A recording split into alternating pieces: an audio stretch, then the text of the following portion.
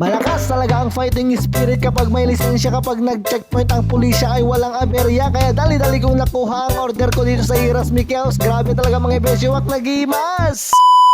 Motovlogging tayo for today's video mga beshiwak ko, pero pagpasensyahan nyo na medyo magulo yung pagbibideo ko. Hindi lang pala medyo, talaga nakagulgulo. Flex ko lang sa inyo mga beshiwak ko kung gano'ng kalakas tong motor ko na Rusi na tinawag naming si Biyaya. Bakit Rusi lang dinadaw na ng iba? Sa mga Rusi haters dyan, heto panoorin nyo pagdating sa checkpoint, dire-diretso tong motor ko. Baka Rusi yan.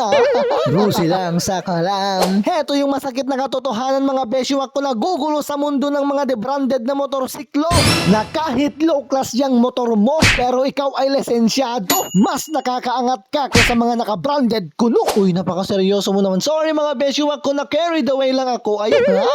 Okay, this is it. Pansit mga beshiwak ko, nakarating na nga pala ako sa aking final destination, ang Iras Mickey House dito sa Libertad, Cagayan. Sa tabi lang sila ng kusina nila mga beshiwak ko, kaya pag may namoy kayong masarap na nagluluto, panigurado sila na yun, kaya dapat puntahan nyo. Bago ang lahat mga beshiwak ko, dito na nga pala ulit na-assign si ate, kaya mega love shoutout sa'yo. Nung last nga pumunta kami dito mga beshiwak ko, yung empleyado nila ay puro mga bago, kaya hindi nila kilala ang manong nyo si Q. Ay ha? Apay, famous ka kuma. Okay, back to the topic na tayo mga beshiwak ko. Na pick up ko na nga pala tong order ko na lechon manok with java rice. Grabe mga beshiwak ko, napakasarap nito. Nangalawang beses na naming makatikim nito. Nung una, sponsor nila tong pangalawa, at syempre mabait na kumatun ay. Bago tayo magpatuloy mga beshiwak ko, sa mga gustong mag-inquire, heto nga po pala yung Facebook ni Iras Mickey House, at nandyan na rin po yung number nila. Basta laging tatandaan ang sabi ni Susan Roses na huwag may hihiyang magtanong ko na ay. Okay, back to the topic na tayo mga beshiwak ko. Dumaan nga lang muna pala ako sa Far North Luzon General Hospital and Training Center para may sunduin. Grabe mga beshiwak ko, pagpasok ko dito napakarami na palang mga security guard na bago, pero may grab shoutout kay Boss Lyndon Madriaga at kay Engineer Benedict Biernes, na kahit papano nakilala pa rin ako kahit ang ngisit-ngisit ko. Ay.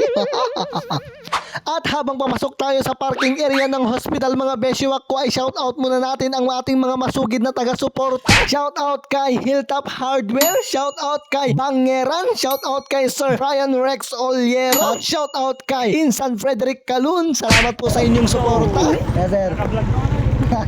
At syempre mga beshiwak ko, shoutout din kay Sir Limput na nakakilala sa atin. Okay, back to the topic na tayo mga beshiwak ko. Sinundo ko nga pala si Auntie Globe. Masakit daw yung katawan ng anak ko, kaya impahilot namin. Pinahilot ko naman, taga-tagalog ka palang gaming. At pati si Mrs. mga beshiwak ko nagpahilot na rin, kasi napaka-harsh ko daw. Grabe daw yung pagkaldag ko, kaya for the go. Pagkatapos nga nilang mahilot mga beshiwak ko, ay syempre kainan na. Grabe, nakakatakam itong luto nila, tapos perdi man to diet ko.